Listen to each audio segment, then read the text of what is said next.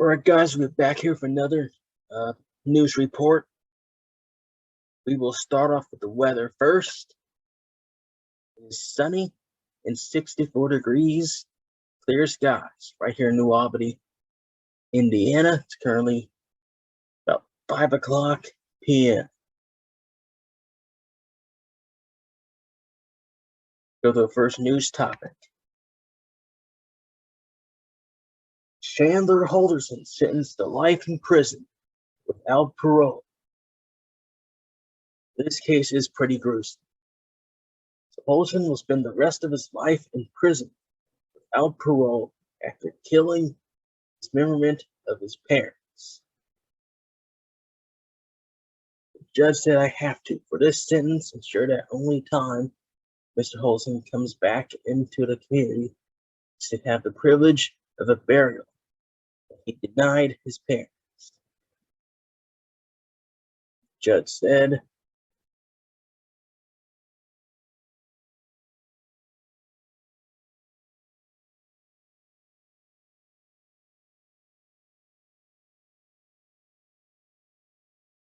prosecutor said that Holder, as a child of privilege who had loving parents or a family, no housing insecurity or discrimination.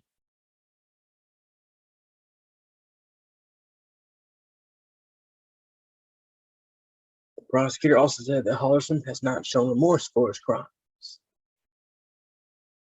Apparently, Holder, he beheaded his parents or something like that. Holder has not really admitted anything about this crime, but it is pretty gruesome. I don't know what happened or what led up to this. Maybe he had an argument. Maybe he was sick. I don't know.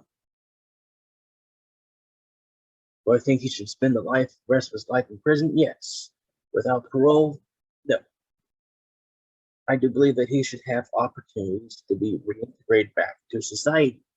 Now, if he screws that up and has to live in prison for the rest of his life, then that's on him.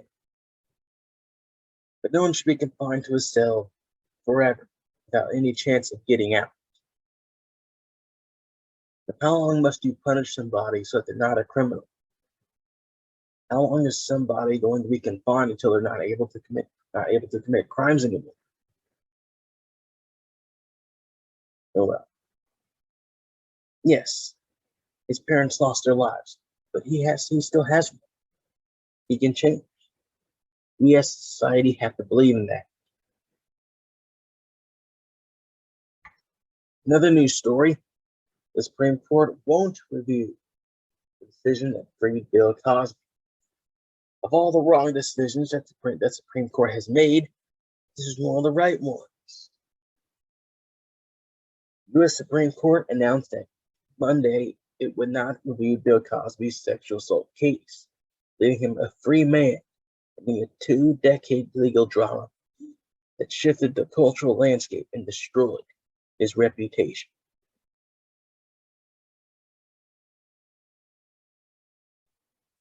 The court declined to review a stunning decision out of Pennsylvania that released Cosby from prison in June over the word of a former prosecutor who said he had made a secret promise to Cosby's lawyers he would never be charged. It's truly a victory for Bill Cosby, said his spokesperson. Cosby remains in good health despite being legally blind. Many people are calling for projects for him. He's considering a final stand-up tour. Oh well.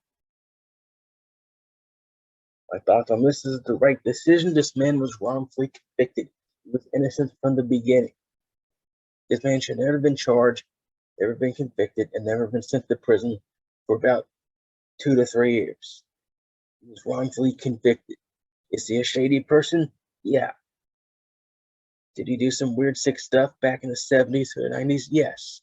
Can he be liable in civil court? Absolutely. The statements that were made during the civil deposition can find him liable, but they're inadmissible in criminal court. Therefore, he is innocent. Those statements cannot be used against him. The civil court is the only way if you want to take down Cosby. Since he's a rich man, he will most likely settle those cases instead of going to a court.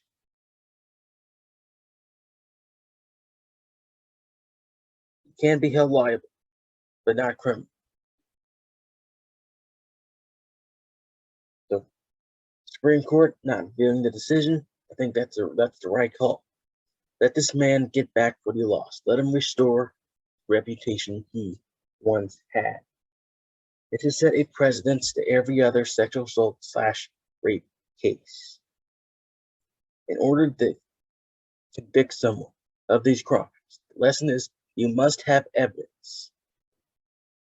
You must have fresh, active evidence. That's what they failed to have here. Bruce Castor did not have enough evidence to charge Cosby. So here comes the new prosecutors who went behind his back. They used those statements. They had nothing to victim anything with.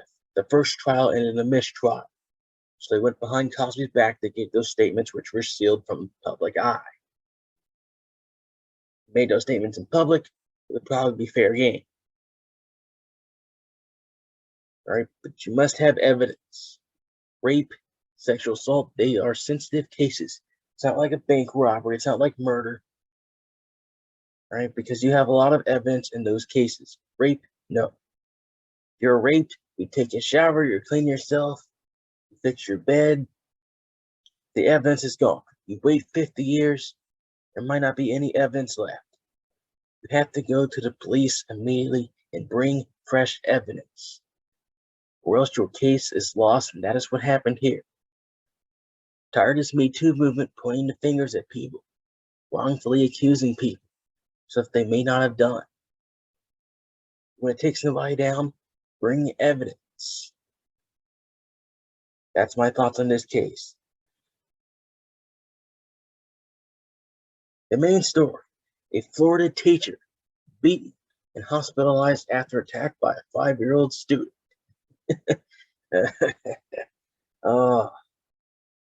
And what's going on in Florida, man? It's a crazy state. A lot of crazy stuff are happening here.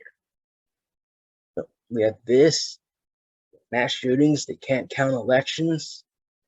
You know, a lot of teachers being arrested for sexual misconduct. What's going on here? Anyway, a Florida teacher was beaten by a 5-year-old student. The victim could blink and breathe, but not able to vocally respond. Following a beating at Pine Lakes Elementary. So a South Florida teacher was taken to the hospital after she was attacked by a 5-year-old student, leaving her dazed and unresponsive.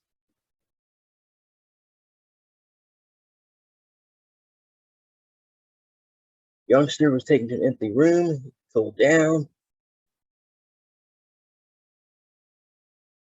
The suspect is being under investigation for possible aggravated assault with hands, fists, and feet. It is unlikely he'll face criminal prosecution due to his age. It'd be hard to show that the 5-year-old had the ability to distinguish between right and wrong. Apparently, Florida has some kind of bill that states that if you're under 7, you can't be arrested, but it's not official because it wasn't signed into law or something like that. So I think the kid should be arrested. Absolutely not. 5 years old, maybe he's having a bad day. I don't know what the teacher did. It shows me that the teacher's weak. You're gonna let a 5-year-old beat you senseless.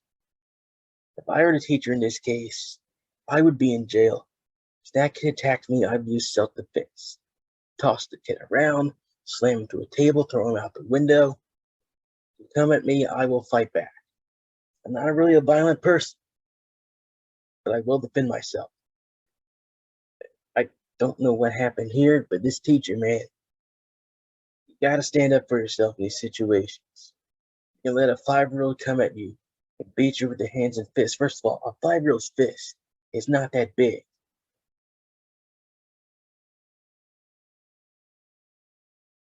5-year-old's fist, it's like the size of this flash drive.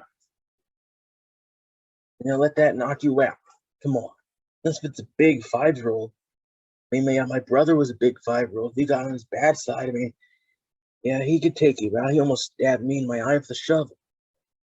But this, I, I don't know. I think the kid was unable to distinguish between right and wrong. I think some 5-year-olds can, maybe some can't. I don't know. Don't know all the details. I don't know what the kid was going through, but this is a story that I have. But this has been your report for March 20th, and I will see you back here for another news report.